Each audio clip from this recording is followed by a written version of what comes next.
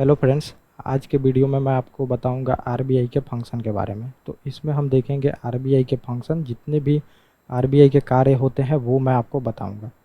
और ये बिल्कुल ये सिंपल टॉपिक होगा और ये बहुत सारी टॉपिकों का मैं सीरीज स्टार्ट करने जा रहा हूँ। तो ये आप देखेंगे कि धीरे धीरे बहुत सारी टॉपिकें आएंगी। तो अभी आरबीआई का फंक्शन ये देख रहे हैं, उसके बाद भी बहुत सारी आपको चीज़ें देखने को मिलेंगी। उसमें हम देखेंगे डिमांड सप्लाई, चाहे फॉरेन एक्सचेंज अगर हमारा बढ़ता है उसका क्या इम्पैक्ट होता है, इन्फ्लेशन। तो बहुत सारी ये टॉपिक सीक्वेंस में ही आने वाली हैं, जो कि अगर आप लोग देखते हैं तो आपके लिए बहुत ही प्रॉफिट होगा, जिसमें कि मैं आपको बहुत सारी चीज़ें बताऊंगा। और उसके बाद हम शुरू करेंगे करेंट अफेयर का टॉपिक का। जब आपका बहुत सारा बेस बन चुका होगा इन टॉपिकों को जान के, तब हम धीरे धीरे शुरू करेंगे बाकी टॉपिकों को, जो कि आपके लिए बहुत ही प्रॉफिट होगा। जो कि आप देखते हैं करेंट में बहुत सारी टॉपिकें और न्यूज़ में जो रहती हैं उसको हम डिस्कस करेंगे। तो वो चीज़ें आपको कैसे समझ में आएंगी, जब आप इन सब बेस वाली जो जितनी भी चीज़ें होती हैं इनको समझ लेंगे एक बार, तब जाके आप ये भी समझ सकते हैं कि आपके लिए ये काफ़ी इम्पॉर्टेंट ये सीरीज बन जाएगी। तब जाके आपको करंट अफेयर का जितना भी मुद्दा चलते रहता है वो पता चलेगा। क्योंकि इन्फ्लेशन बढ़ता है, गवर्नमेंट बहुत सारी मेजर उठाती हैं, जिससे आप लोग नहीं समझ पाते हैं क्यों उठाती है। तो जब हम धीरे धीरे टॉपिकों को समझ जाएंगे तो कोई भी चीज़ें चलेंगी तो आपको समझ में आएंगी। कोई भी चीज़ें अगर करेंट अफेयर में मैं डिस्कस करता हूँ तो वो भी आपको समझ में आ पाएंगी। इसलिए ये बहुत ही इम्पॉर्टेंट है। अगर ये आप सीरीज को फॉलो करते हैं तो बहुत ही इम्पॉर्टेंट है। और अगर जो भी पढ़ना चाहते हैं, कोई भी चीज़ें डीपली जानना चाहते हैं, तो वो जो प्लेलिस्ट बहुत सारा चला है इस पर, निहाल क्लासेज पे आप देखेंगे तो उस पर आप देख सकते हैं बहुत प्लेलिस्ट का सीक्वेंस ही चला है, वो आप फॉलो कर सकते हैं। तो वहाँ पे आप डीप में देख सकते हैं, जो कि यूपीएससी और पीसीएस का तैयारी करते हैं और चाहे अदर गवर्नमेंट एग्ज़ाम का तैयारी करते हैं, तो वो यहाँ पे देख सकते हैं और उसका फ़ायदा उठा सकते हैं। लेकिन मेनली यहाँ पे हम जो देखेंगे तो ये बेसिक बिल्कुल बेसिक और टेक्निकल चीज़ों की हम बात नहीं करेंगे। चाहे अगर मैं आपको इन्फ्लेशन समझाऊँ या फिर आप देखेंगे कि फॉरेन एक्सचेंज के बारे में समझाऊँ, अगर हमारा जो फॉरेक्स रिजर्व है वो बढ़ रहा है उसके बारे में बताऊँ, तो ये सब बताऊँगा तो ज़्यादातर मैं टेक्निकल चीज़ों का यूज़ नहीं करूँगा। बिल्कुल सिंपल चीज़ें होंगी जो कि आपको समझ में आनी चाहिए। तो ये जो जैसे होगा तो बिल्कुल सिंपल टॉपिक होगा। ऐसा मैं समझाऊंगा कि एक गांव का नॉर्मल इंसान भी हो तो वो चीज़ों को समझ पाए। ये नहीं हो कि वो समझ ना पाए। और वो ज़्यादातर टेक्निकल चीज़ों का हम तो डिस्कस करेंगे नहीं, बिल्कुल सिंपल लैंग्वेज में मैं आपको समझाऊंगा, तो ये इसमें होगा। तो ये देखेंगे। तो आज का जो हमारा टॉपिक है तो ये है आरबीआई के फंक्शन के बारे में। तो अब हम देख लेते हैं आरबीआई के बारे में। तो पहला है इसमें जो आरबीआई की स्थापना कैसे होती है। तो आरबीआई की स्थापना देखेंगे कि 1934 का एक्ट रहता है, तो उसके तहत आरबीआई की स्थापना की जाती है। हिल्टन कमीशन बनाया जाता है, उसकी सिफारिश पे आरबीआई की स्थापना की जाती है। और बाद में देखेंगे कि पहले तो कलकत्ता में स्थापना की जाती है, लेकिन बाद में इसके जो मुख्यालय रहता है वो ट्रांसफ़र करके मुंबई में भेज दी जाती है। और उसके बाद देखेंगे कि 1949 में इसका राष्ट्रीयकरण कर दिया जाता है, गवर्नमेंट ले लेती है अपने अंडर में। फिर उसके बाद होता है कि नेशनलाइजेशन बोला जाता है। तो बहुत सारे बैंकों का हुआ भी है उस टाइम, तो ये आप समझ सकते हैं। तो ये स्थापना से रिलेटेड मैंने बता दिया आपको। अब हम देखेंगे इसके वर्क क्या क्या है। तो पहला सबसे इम्पॉर्टेंट काम आपको देखने को मिलेगा कि आरबीआई जो होती है, तो जितना भी पैसा छपता है, प्रिंटिंग जितने भी होते हैं नोटों का, तो वो आरबीआई ही करती है। तो इसमें यही देखना होता है। लेकिन आप देखेंगे कि 1 रुपये से जितने के कम के सिक्के होते हैं, चाहे 50 पैसे का सिक्का हो, तो वो वित्त मंत्रालय द्वारा किया जाता है। क्योंकि उसमें कॉस्ट ज़्यादा पड़ जाता है गवर्नमेंट का। तो कॉस्ट ज़्यादा पड़ता है, इस वजह से वो आरबीआई नहीं छापती है, वो वित्त मंत्रालय द्वारा छापा जाता है। और वहाँ पे जो वित्त मंत्रालय का ही वहाँ पे साइन भी देखेंगे। लेकिन जो 1 रुपये से ऊपर का सिक्का और नोट जितने भी होते हैं, तो वो आरबीआई छापने का काम करती है। और उस पर आरबीआई गवर्नर का जो देखेंगे तो सिग्नेचर वहाँ पे होता है। तो सबसे पहला और सबसे इम्पोर्टेंट काम है जो नोट छापने का, वो आरबीआई करती है यहाँ पे। और दूसरा इम्पोर्टेंट काम अगर देखने को मिलेगा आपको आरबीआई का, तो दूसरा इम्पोर्टेंट काम होता है कि ये बैंकों का बैंक है। और पहला नंबर है कि ये सरकार का बैंक है। तो पहले हम डिस्कस कर लेते हैं कि सरकार के बैंक के बारे में। तो आरबीआई के पास देखेंगे कि खाता होता है सेंट्रल गवर्नमेंट का, और उसके बाद जितने भी स्टेट गवर्नमेंट होती हैं उनका भी खाता होता है आरबीआई के पास। तो उनको पैसा जितना भी लेन देन होता है तो वो देखेंगे आरबीआई के थ्रू ही होता है। और आरबीआई जो होती है तो वो देखेंगे कि केंद्र सरकार की जितने भी लेन देन होती हैं वो तो कराती ही हैं, और साथ में जितना भी अगर उनको एडवाइजरी का ज़रूरत होता है तो वो आरबीआई ही देती है। परामर्श बोलते हैं। तो उसको परामर्श जितनी भी सरकार हो, या फिर स्टेट गवर्नमेंट या फिर सेंट्रल गवर्नमेंट, तो दोनों को फिर यहाँ पे एडवाइजरी देने का भी काम आरबीआई के द्वारा ही किया जाता है।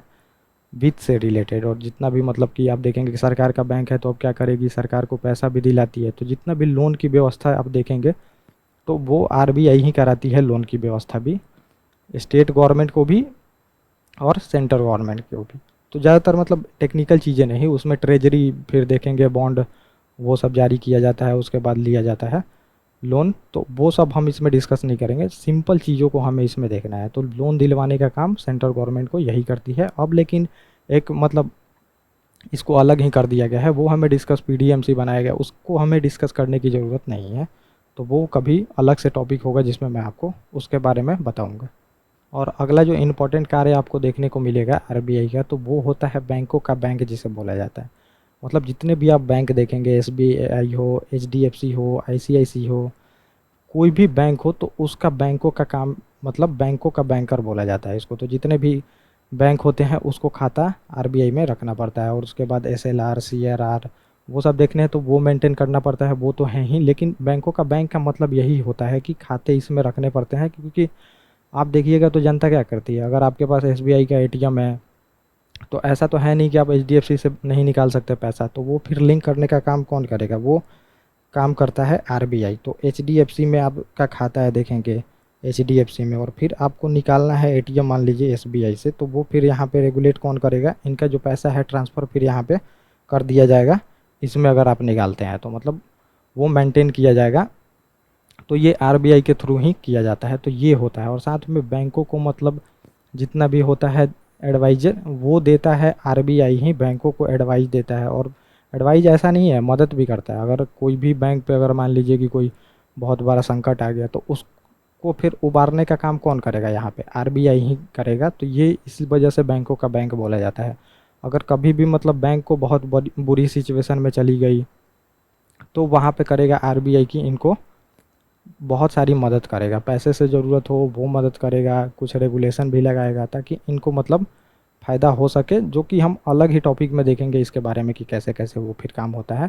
और यहाँ पे इनको प्रॉफिट होता है, जो कि आपको देखने को मिलेगा। बहुत सारी बैंक का मतलब स्थिति ख़राब था, जो कि आरबीआई ने बहुत सारा रेगुलेशन इन पे थोपा, उसके बाद इनकी स्थिति अच्छी हुई और मतलब वो प्रॉफिट में आ गए अगर उनको दिक्कत था तो ये बैंकों का बैंक का भी काम करता है, तो ये आरबीआई ही करता है, ये आपको देखने को मिलेगा यहाँ पे।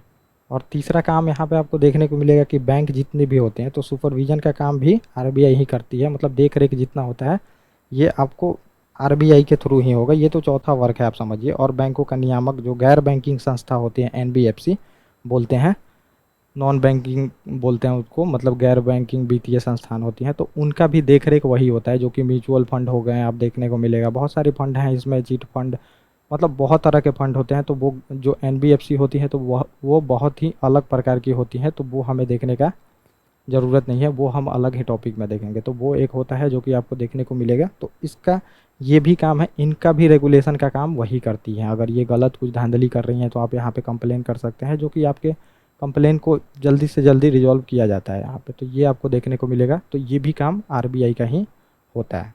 और अगला कार्य आपको देखने को मिलेगा आरबीआई का, जो पेमेंट सिस्टम आप यूज करते हैं देखेंगे, आरटीजीएस, एनईएफटी, आईएमपीएस, चाहे आजकल यूपीआई जो बहुत फेमस है, तो ये सब का रेगुलेशन भी कौन करता है, आरबीआई ही करता है। तो ये भी कार्य आरबीआई के हैं, जितने भी पेमेंट सेटलमेंट होते हैं वो आरबीआई के थ्रू ही होते हैं, जो कि आपको देखने को मिलेगा बहुत सारे लोग करते हैं। तो ये पेमेंट सिस्टम जो होते हैं तो वो अब ये बहुत सारे हैं, तो इनका डिस्कस करने के लिए तो एक अलग से ही मुझे टॉपिक लाना पड़ेगा। तो वो मैं आपको अलग टॉपिक में एक बताऊंगा, जितने भी पेमेंट सिस्टम होते हैं वो हम देखेंगे। तो इसमें मेनली मैं आपको बस आरबीआई के फंक्शन के बारे में बता रहा हूँ, तो उतना चीज़ें हमें डिस्कस करने की ज़रूरत नहीं है। और अगला कार्य जो आपको देखने को मिलेगा आरबीआई का, तो आप देखेंगे जितना भी विदेशी पूंजी जो रहता है, आप देखेंगे डॉलर चाहे कोई भी करेंसी, मतलब जो आरबीआई ही होल्ड करती है उसको, और उसका रेगुलेशन भी आपको देखने को मिलेगा कि आरबीआई के थ्रू ही होता है। वो रेगुलेशन का काम भी आरबीआई करती है, चाहे कोई एजेंट को दे सकती है, मतलब वो देगी तभी कर सकते हैं, बाकी कोई ये काम नहीं कर सकता। जितने भी फॉरेन डॉलर होते हैं, चाहे बहुत सारी जो विदेशी मतलब मुद्राएं तो अलग अलग हैं सभी देशों की, तो उनको भी रेगुलेट करने का काम आरबीआई ही करता है। तो ये भी फंक्शन आप देख सकते हैं आरबीआई के। और अगला जो कार्य आपको देखने को मिलेगा, तो मौद्रिक आंकड़ा प्रकाशित करता है, आरबीआई ही करता है। जितना भी देखेंगे मौद्रिक आंकड़ा, चाहे रेपो रेट बढ़ाना है, चाहे जीडीपी कितना ग्रोथ करेगी हमारी, कितना ग्रोथ रेट से मतलब जीडीपी, जितना मतलब जीडीपी सिंपल यही होता है कि कितना देश ग्रोथ कर रहा है, कितना प्रोडक्शन मतलब हो रहा है कंट्री में, ये देखा जाता है। तो उसमें ये सब भी आंकड़े फ्यूचर का बताती है, ये आरबीआई ही बताती है, आपको देखने को मिलेगा।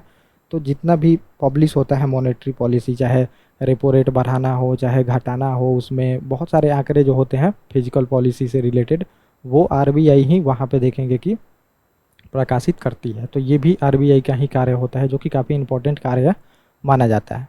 और अगला जो कार्य आपको देखने को मिलेगा तो ये होता है डेवलपमेंट वर्क जितने भी होते हैं। तो आप बहुत सारे डेवलपमेंट वर्क जो होते हैं देश में, तो वो आरबीआई के थ्रू ही होते हैं। गवर्नमेंट पॉलिसी बना देती है, लेकिन बहुत सारा इम्प्लीमेंट भी जो कार्य करने का होता है तो उसमें आरबीआई बहुत मदद करती है, पॉलिसी भी बनाने में मदद करती है। कौन से सेक्टर में ज़्यादा लोन देना है ये डिसाइड भी आरबीआई करती है, कौन से सेक्टर से पैसा लेके कौन से सेक्टर में ट्रांसफ़र करना है ये भी आरबीआई ही डिसाइड करती है। तो वो मात्रात्मक और गुणात्मक आपको देखने को मिलेगा, दो उपाय लेती है आरबीआई। तो वो अलग ही हम डिस्कस करेंगे। अब यहाँ पे हमें सिंपल चीज़ों को डिस्कस करना है, इसलिए मैं ज़्यादातर टेक्निकल चीज़ें नहीं बता रहा। तो वो भी कार्य आरबीआई ही करती है। तो बहुत सारे विकासात्मक वर्क होते हैं, तो इसमें आरबीआई इंटरेस्ट रेट भी फिक्स करती है, देखने को मिलेगा आपको कि हाउसिंग में कम इंटरेस्ट रेट होना चाहिए, किसानों को कम पे मिलना चाहिए।